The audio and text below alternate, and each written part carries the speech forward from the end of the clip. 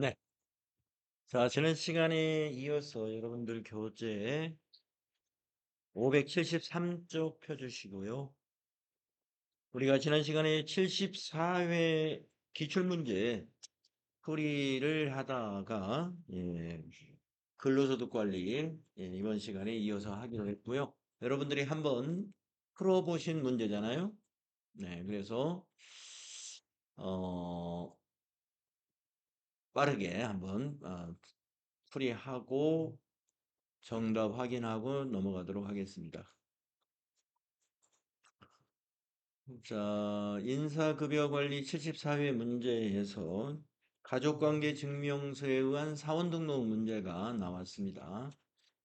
그래서 여러분이 이 가족관계 증명서를 보시고 이제 사원등록을 하셨죠. 그래서 본인, 그 다음에 모친, 배우자, 자녀, 형제자매 이렇게 있었는데요.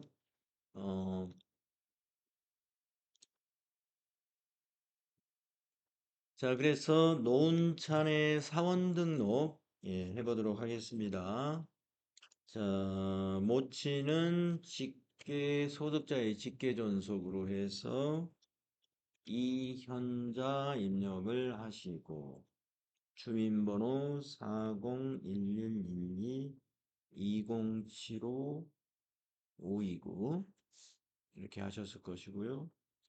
주민번호 좀 오타가 나는 것 같아요, 제 거는. 그 다음에 배우자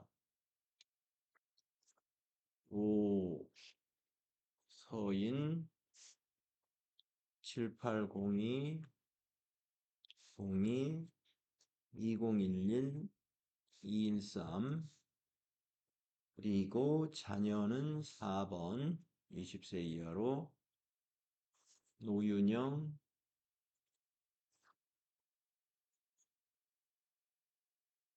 110101 423 1454 그리고 형제자매 6번 노동찬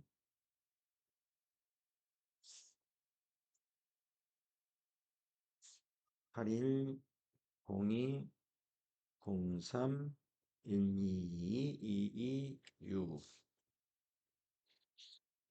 네. 이렇게 하신 다음에 이제 거기 에, 자료 설명에 1번부터 보면서 정리하면 되겠죠. 2번에 모친 이현자는 연금 소득 금액이 90만 원이다. 자, 연금 소득 금액이 100만 원 이하에 해당이 되죠. 그래서 소득이 없는 것이고요.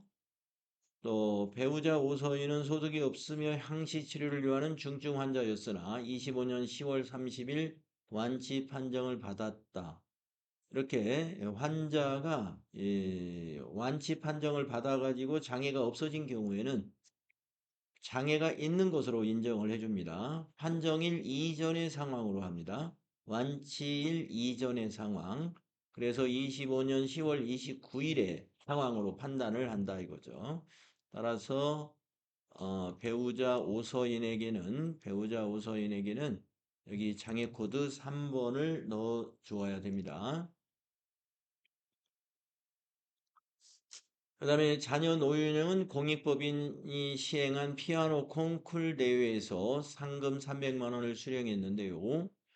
이 공익법인이 시행한 교육부 주무관청의 승인을 받은 기타 소득 금액에 해당이 되며 필요경비가 80%가 인정이 되는 거예요. 이 기타 소득에 대한 필요경비는 80%니까 20%만 기타 소득 금액이 되겠죠. 그러면 3인은 60만 원이니까 자녀는 소득이 없는 자녀가 됩니다. 소득에 문제가 없는 자녀가 됩니다. 기본공제 여부에서는. 그 다음에 동생 노동자는 장애인 복지법에 따른 장애인이며 사업소득 금액 500만 원이 있습니다. 자, 사업소득 금액이 100만 원이 초과됐죠. 따라서 동생, 노동차는 기본공제 대상이 되지 않습니다. 그래서 지금 나이 때문에 부가 되어 있는데 요걸 그대로 유지하면 돼요. 그렇습니다. 그래서 요렇게 수정을 해주시면 됩니다. 여기서 수정할 것은 배우자의 장애 코드 3번 넣어주는 거밖에 없네요. 그렇죠?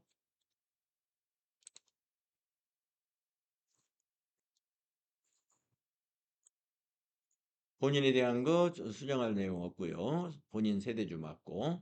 자, 요렇게 우리가 사원 등록을 하신 다음에 평가 문제 확인해 보도록 하겠습니다. 기본공제대상 인원. 자, 노은찬의 근로소득 원천징수 영수증을 조회하라 그랬으니까 인사급여에 가셔가지고 근로소득 원천징수 영수증 메뉴에 들어갑니다.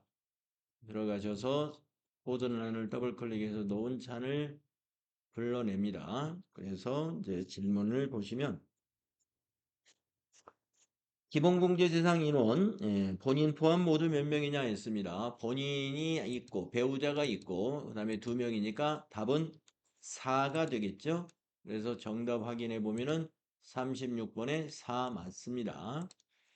그 다음에 배우자 기본공제 대상액은 얼마인가? 배우자 있으므로 150만 원이죠.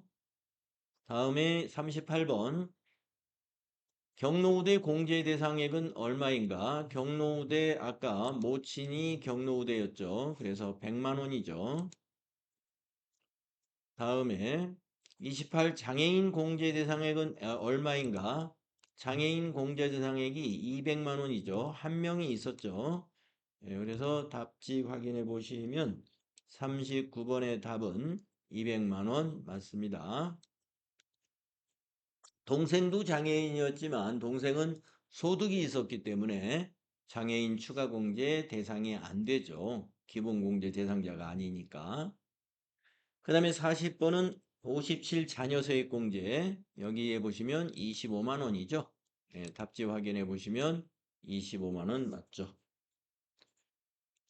자, 이렇게 하셨으면 여러분이 잘 점수를 획득할 수 있게 되고요. 그 다음에 두 번째 근로소득 문제는 급여 명세에 의한 급여자료 입력 문제였습니다. 백도영의 급여자료이고요. 8월 귀속분 급여 지급일은 5월 당월 25일이다. 8월 25일이라는 얘기죠. 사회보험료는 자동 계산된 금액으로 공제한다. 당사는 반기별 원천징수 납부 대상자가 아니다. 1. 급여자료 입력 메뉴에 수당 등록을 하시오 하는 거죠. 자, 여기서 이제 여러분이 수당 등록을 해야 되는데 직착수당은 과세죠. 자가운전 보조금은 내용을 보셔야 돼요. 차량을 소유하고 있는 직원에게 자가운전 보조금을 지급하고 있으며 업무상 출장 시 차량 유류대를 별도로 지급하고 있다. 출장 시 차량 유류대를 별도로 지급하면서 또 급여에서 보조금을 주는 것은 급여에 대한 것은 과세가 됩니다. 자가운전 보조금 과세로 했어야 되고요. 식대 매월 지급하고 있으며 별도의 음식물을 제공하고 있지 않다. 네, 음식물을 제공하지 않은 식대는 비과세 되겠습니다. 자녀수당 초중고 재학 중 자녀가 있는 경우 1인당 10만 원씩 지급하는 자녀수당은 과세입니다. 보육수당이 비과세죠. 6세 이하 자녀의 경우에 6세 이하 자녀를 보유하고 있을 때 월 정액으로 지급하는 보육수당은 비과세입니다. 그러나 이거는 과세죠. 그래서 우리가 인사급여의 급여자료 입력에서 수당 공제 등록을 직책수당 1과세 1급여 밑으로 내려오고 자가운전 보조금 과세 급여 밑으로 내려오고 식대 비과세 코드는 2번 식대 밑으로 내려오고 자녀 수당 과세 급여 이렇게 하셨으면 되겠습니다. 자, 그러신 다음에 이제 수행과제 2번은 뭐였느냐? 8월분 급여 자료를 입력하시오. 9분은 급여 더하기 상여로 선택할 것. 이 부분이죠. 그래서 8월 선택하시고 여러분이 2번 급여 더하기 상여 이렇게 하신 다음에 에,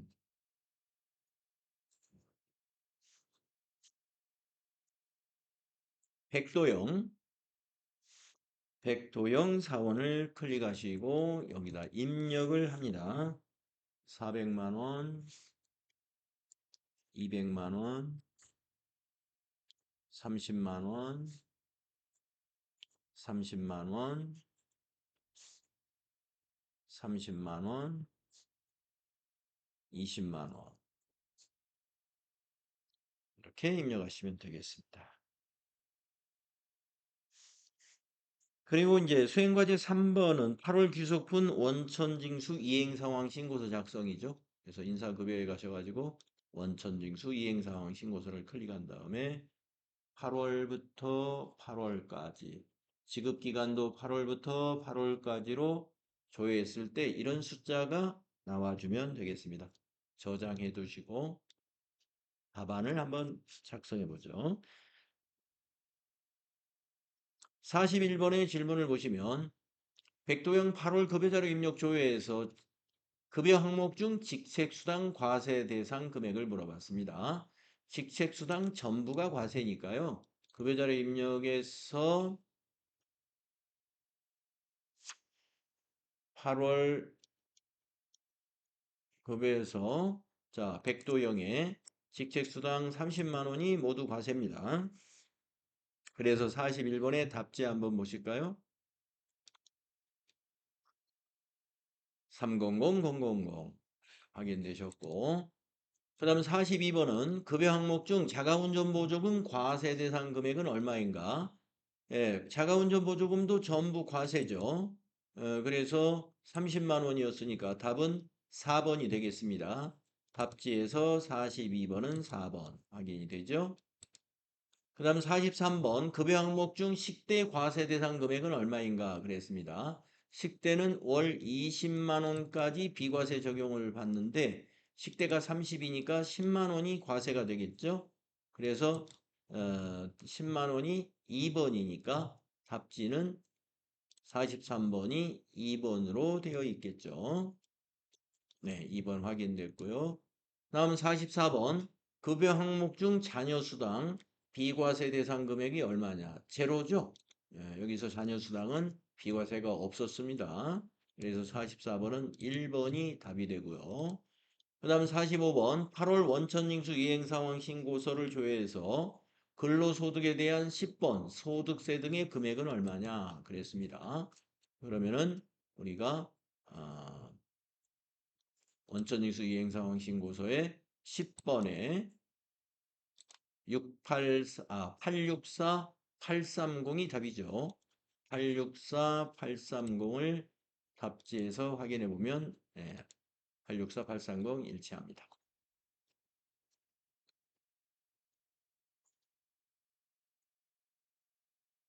다음으로 이제 근로소득관리 세 번째 문제는 국세청 연말정산 간소화 및 이외의 자료를 기준으로 연말정산을 하라는 문제입니다. 사무직 한성년의 연말정산을 위한 자료이다. 사원 등록의 부양가족 현황은 사전에 입력되어 있다. 부양가족은 한성년과 생계를 같이 한다. 한성년은 무주택 세대주이며 총급여 8천만 원 이하에 해당하는 근로자이고요. 연말정산 근로소득 원천징수 영수증 메뉴에서 연말정산을 완료하시오. 보험료, 교육비, 기부금, 월세. 이 월세 때문에 총급여를 이렇게 알려주고 있는 겁니다. 우리가 이 월세 세액공제를 적용받을 수 있는 근로소득자의 조건이 뭐냐면은 첫째, 무주택 세대주여야 되고 무주택 세대주. 그리고 총급여가 8천만 원 이하여야 됩니다. 자, 그래서 한성현 씨는 월세액 세액공제 대상이 된다는 얘기죠. 자, 가족이 4명이고요. 네, 모두 소득이 없다고 확인이 됩니다. 소득에 문제가 없죠? 자, 자료 2번에 국세청 간소화 서비스 자료. 첫 번째 자료가 보장성 보험인데요. 하나는 일반 보장성이고 하나는 장애인 보장성. 자, 계약자 한성현. 우리가 지금 한성현의 그 연말정산을 하는 거니까 보험료를 누가 부담해야 돼요? 한성현이라는 근로자가 부담하는 보험료에 대해서 세액공제 적용해 주는 거니까 계약자가 근로자 본인이 아닌 것은 근로자가 보험료를 부담했다고 볼 수가 없어요. 그러니까 이 보험료의 연말정산 간소화 서비스는 국세청 자료는 다 계약자가 그 근로자 본인인 것만 출력을 해줄 겁니다만은 이제 국세청 자료가 아닌 자료의 경우에는 계약자 잘 확인하셔야 되고 자 그러면 이제 우리가 어디로 가야 되느냐 연말정산 근로소득 원천직수 영수증에 코드란을 더블 클릭해 가지고 여기에 연말정산 한성현을 불러내죠. 여러분이 불러냈겠죠? 그래가지고 보험료 탭은 따로 없고 소득공제 탭에 입력하죠. 그래서 여기 보험료 칸에다가 입력을 합니다.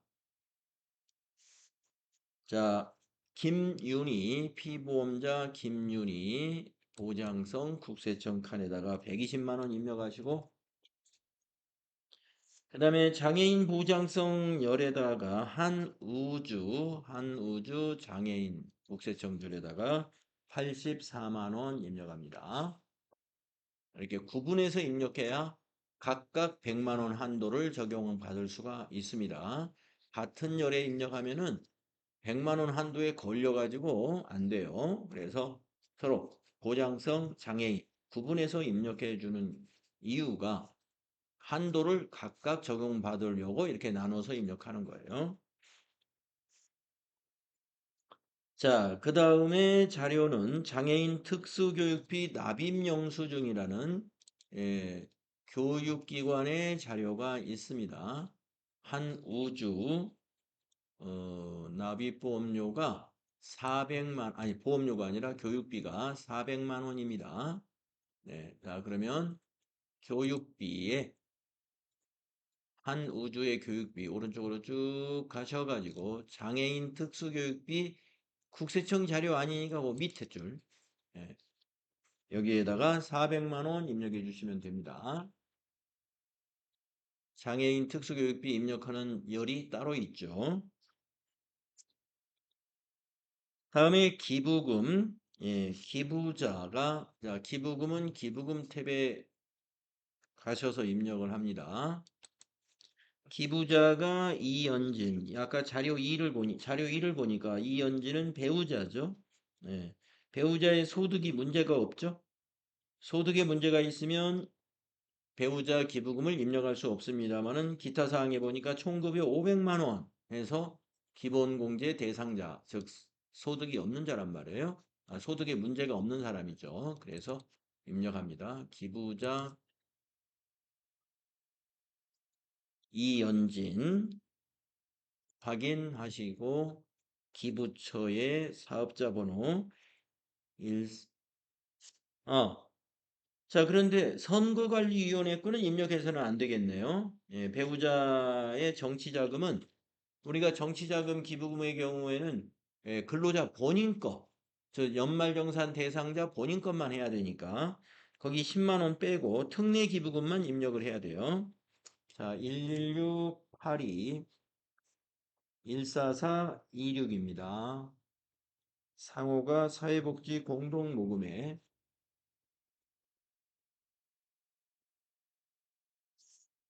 유형 코드가 여기 밑에 메시지 보시면은 흑내가 10번이니까요. 10 하시고 건수 한 건 기부 대상 금액에 170만 원 되겠습니다. 네, 여기서 선거관리위원회 거 입력하시면 안 된다는 거 알고 계시면 되겠고. 다음은 기부금에서 또 주의해야 될 게 뭐냐면은 해당 연도 기부 명세만 입력하고 정산 명세 가보면은 기부금 넘어와 있지 않는다 말이죠. 예. 특례 기부금 입력했는데 왜 안 넘어와 있느냐? 예, 기부금 탭에 대해서 여러분이 지난번에 이미 다 알고 계시죠? 해당 연도 기부 명세만 입력해서는 안 되고 그 옆에 기부금 조정 명세 탭에 가가지고 공제 계산 정산 명세 보내기 작업을 해줘야 돼요. 예, 여기 클릭을 한 다음에 밑에 공제 금액 정산 명세 반영 이해까지 눌러 주셔야 정산 명세에 갔을 때 기부금 쪽에 특례 기부금이 25만 5천 원 세액공제에 반영되는 것을 여러분이 확인할 수가 있는 겁니다.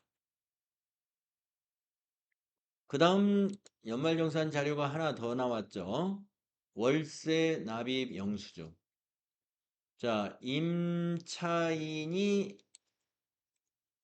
세대주 본인인지 확인하시고 한성현 우리가 지금 연말정산하고 있는 근로자가 한성현 맞고요.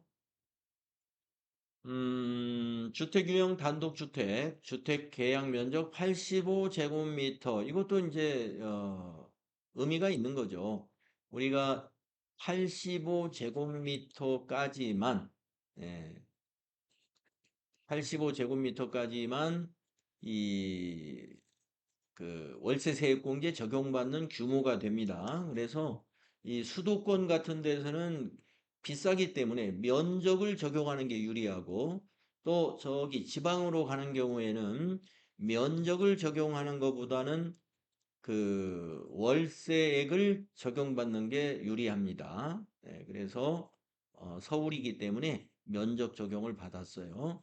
그래서 주택 계약 면적이 85제곱미터 이하에 해당되는 단독주택이기 때문에 해당이 됩니다. 그래서 우리가 월세세액 공제를 받는 것은 이 주택의 규모도 수도권과 비수도권으로 나누어서 비수도권은 금액으로 그 다음에 수도권은 면적을 가지고 규모를 체크하시면 되는데 시험에 나오는 것은 뭐 주택 유형으로 여러분이 예외가 되는 문제는 지금까지는 보지 못했어요. 자, 그러면 월세를 어디다 입력을 해 주셔야 되느냐? 정산 명세에 세액공제 맨 마지막 항목입니다. 70번의 월세액. 자, 이 화살표 클릭하시고요. 임대인 김성수 주민등록번호 731123 1111113 단독주택 1번 85 임대차 계약서상 주소 서울 관악구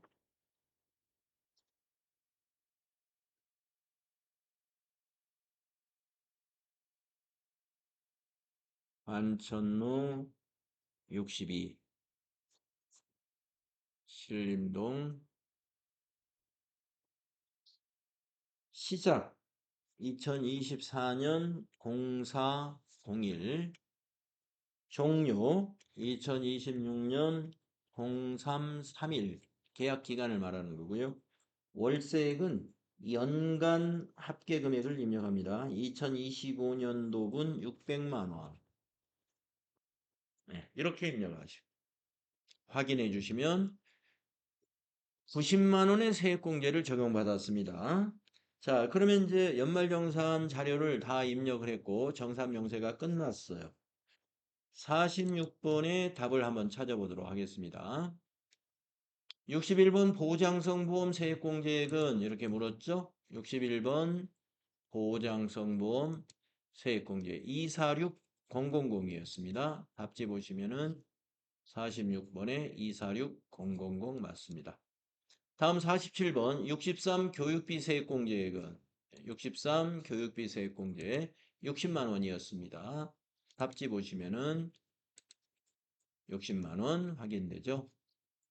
다음 48번의 질문이 기부금 세액공제죠. 기부금 세액공제는 특례기부금 255000이죠. 답지 보시겠습니다. 25000 맞습니다. 다음 49번 질문은 70번 월세 세액 공제액은 얼마냐 그랬죠. 예, 여기 90만 원이었습니다.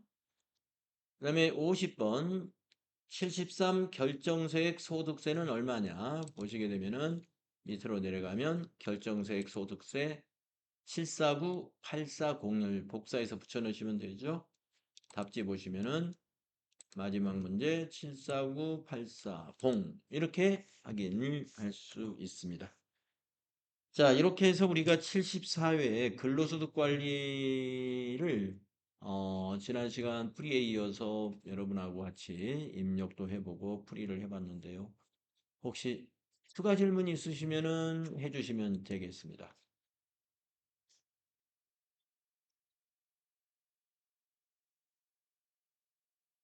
자, 그러면 추가 질문이 없으시면은요, 어제와 마찬가지로 여러분들 90분간 75회를 또 한번 쭉 풀어보시고 그런 다음에 제가 여러분에게 설명드리도록 할게요. 네. 자, 지금부터 90분 동안 75회 한번 풀어보시도록 하겠습니다.